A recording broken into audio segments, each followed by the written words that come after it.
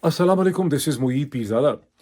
First of all, I must thank all of you who have watched my last very brief comment, a 3 minute comment from Barnes and Noble on Dr. Fareed Zakaria's latest book, The Age of Revolutions.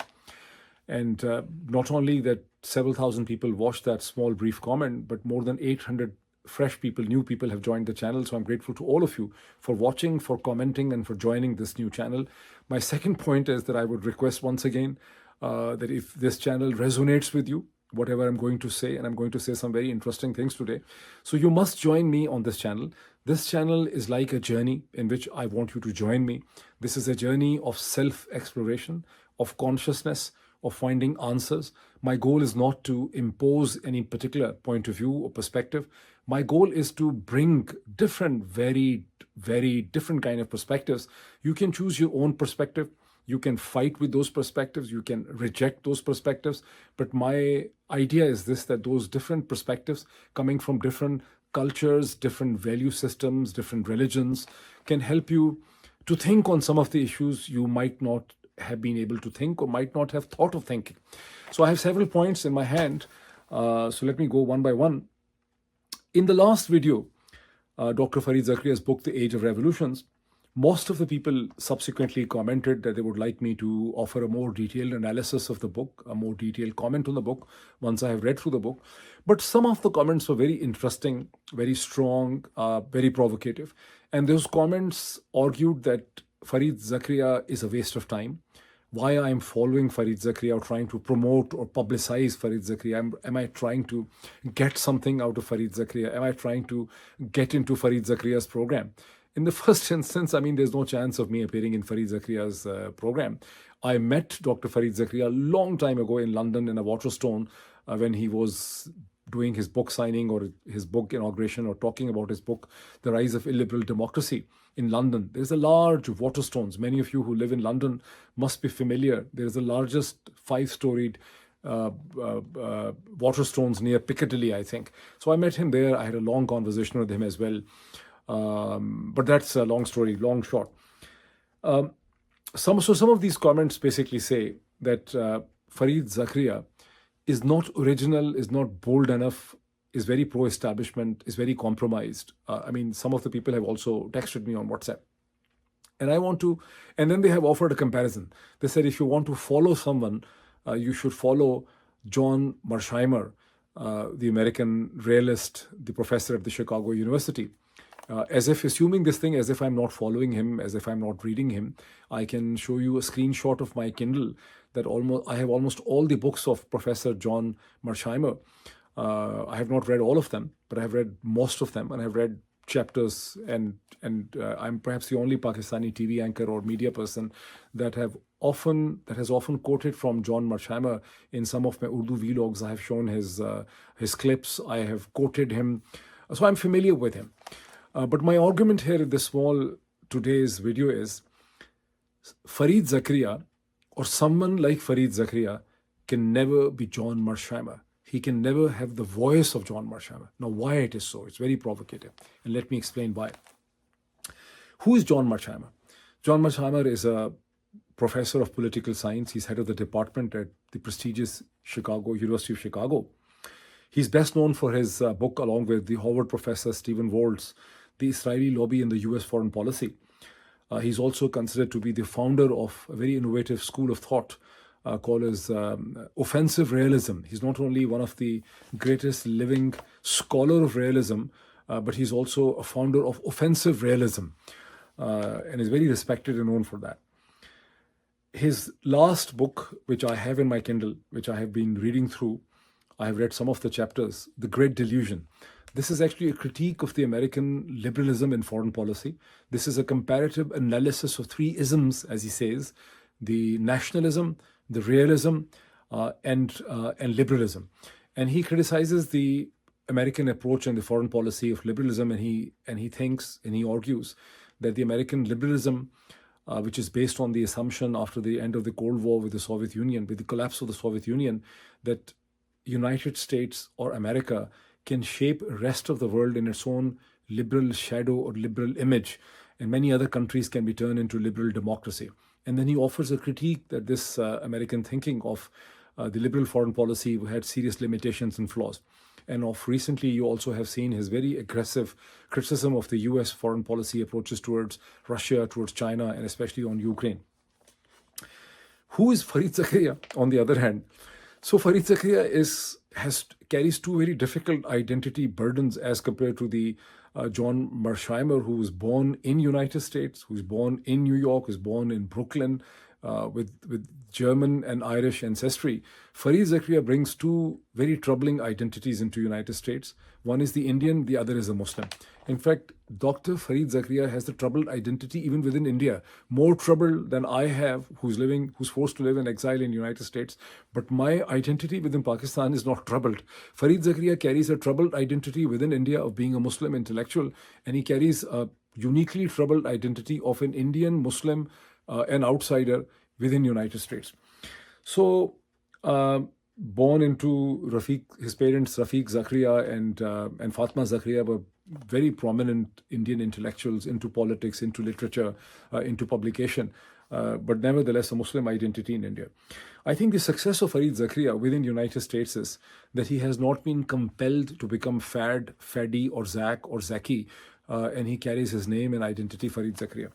That actually reminds me of a very interesting anecdote. I must actually say, I want to narrate this anecdote, but very interesting interaction I had with a Jewish Israeli scholar inside the building of the State Department several years ago. Probably it was 2010 and 2011 when I was visiting here.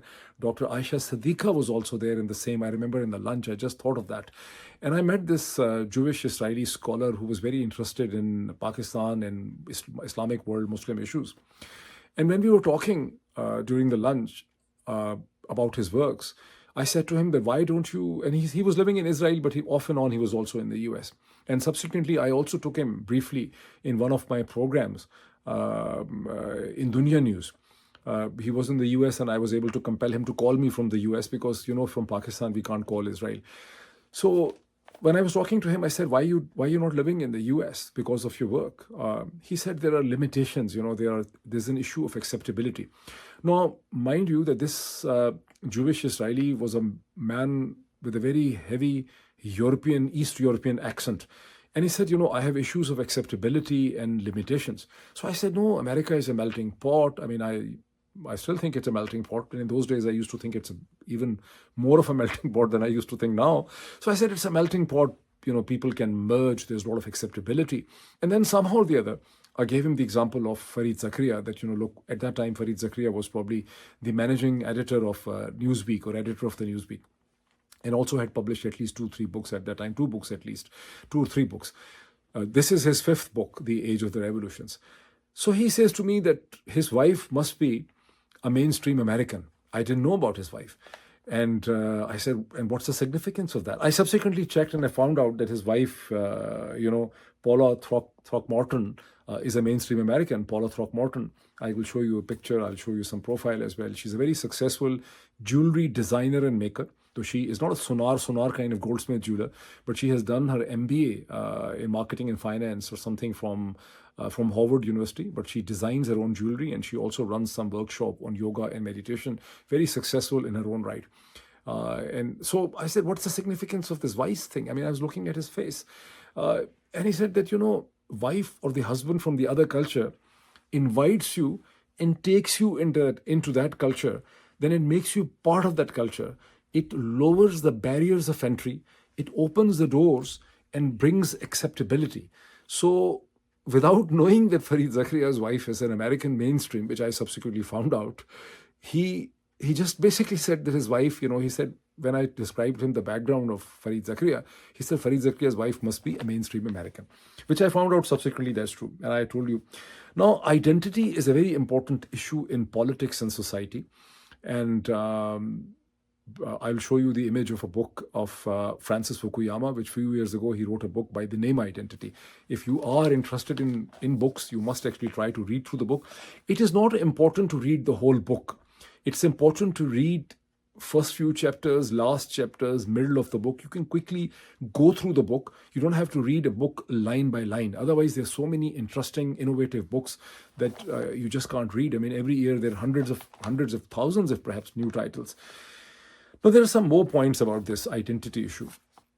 For the free flow of ideas and for the courage to say whatever you want to say, whatever you are capable of thinking, you have to have an ownership on the system. And the system and the majoritarian part of the system has to own you. You have to own the system, and the system has to own you. The two things are interrelated. They cannot be divorced, they cannot be separated from each other. Now, I and many others who took the courage of criticizing the Pakistani political change after 2022, we could only do it because we were blue-eyed Pakistanis, and no one could doubt and no one could suspect the nature and form of our being Pakistani. Since we were the blue-eyed Pakistanis, since we were part of the system, since we thrived with the system and system owned us, we had the moral courage to criticize the system कि आप गलत कर रहे हैं, you are taking the wrong direction. And they also tolerated us for so long because they had a sense of ownership on us and we had a sense of ownership on them. Fareed Zakaria, despite resonating with the system, still doesn't have that sense of ownership on the system. It was our misfortune that our system collapsed in a way. And that is why in several of my comments in my Urdu vlog, I explained this thing, that the Pakistani system has troubled itself by taking a direction in which its identity is threatened. Who are the blue-eyed Pakistanis? The blue-eyed Pakistanis can only be Pashtuns and Punjabis and Kashmiri Punjabis and Urdu-speaking people. Sindhi intellectuals or Baloch intellectuals, however intelligent or even rich or sardars they might be, that is why Asif Ali Zardari in a pun form, in a satire often says that I do not have the right domicile. So they do not have the same position in which they can criticize the system with the same boldness and audacity in which the Punjabis, the Pathans, the Urdu-speaking and Punjabi Kashmiris can actually do that. This kind of architectural, structural problem exists in every system. Unfortunately, our system in Pakistan has a very small container. It has serious limitations. That is why someone like me who for all practical purposes, I am a blue-eyed Pakistani. I can even get away criticizing Pakistani policies on Ahmadi, Qadiani, in limitations. I understand my limitations because all those who know me, they know me that I'm not an Ahmadi, I'm not a Qadiani, so I can get away with some of the criticism. I can get away with criticism on religious policies, on fanaticism, on different kind of sects. You know, during my television career, many times religious sectarian organizations also contacted me and said, Dr. Saab, this and this comment aapne kar diya, ye sahi nahi hai. But they were very respectful because I was part of the system, they were part of the system. This is something which you need to understand when you criticize someone like Fareed Zakaria within the United States, and when you see that given his position of prominence, he has to resonate with the system, he has to identify with the establishment of this country, and he is doing a great job. I think I have explained enough, so let me go by a few more ideas on this. You know, look, coming to, let me give you something very provocative. I mean, some of you can understand this and many of you will not understand this thing. I, sitting in exile, I'm still more blue-eyed Pakistani than Anwarul Haq Kakar, than Sarfraz Bukti. Sarfraz Bukti and Anwarul Haq Kakar have to make more compromises within the Pakistani political system than I was ever compelled to make the compromises. I hope this point would be difficult to digest and absorb by many people, but to many it will also help them to understand what I'm trying to say. Now, coming back to John Mearsheimer, his last important book, which I am still reading, I have read a lot of it, The Great Delusion about the liberal democracy. Look at the criticism of the American liberalism which he has done. And he has been very, very sharp in criticizing the failure, the limitation, you know, the fallacious and the flawed assumptions of the American liberalism.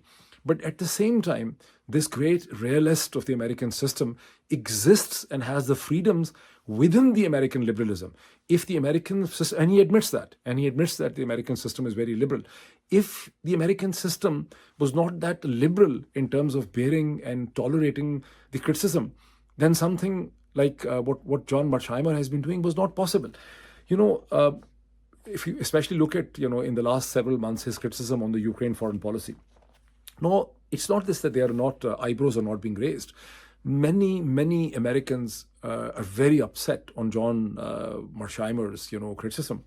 And many are trying to discover, also after his book, Israeli Lobby and the US Foreign Policy, which he co-authored along with Stephen Waltz of the Harvard University. Many have tried finding out that, if he's a Jewish or if he's not a Jewish. I was also thinking, before doing my latest research on it, I also assumed that John Mearsheimer and Stephen Waltz must be Jewish. How else could they get away with this kind of criticism of the Zionist lobby and the Israeli lobby within the United States? But John Mearsheimer apparently is not Jewish, so he's very bold, and there is in fact a Quora note or article, written by someone, which I can show you on the screen.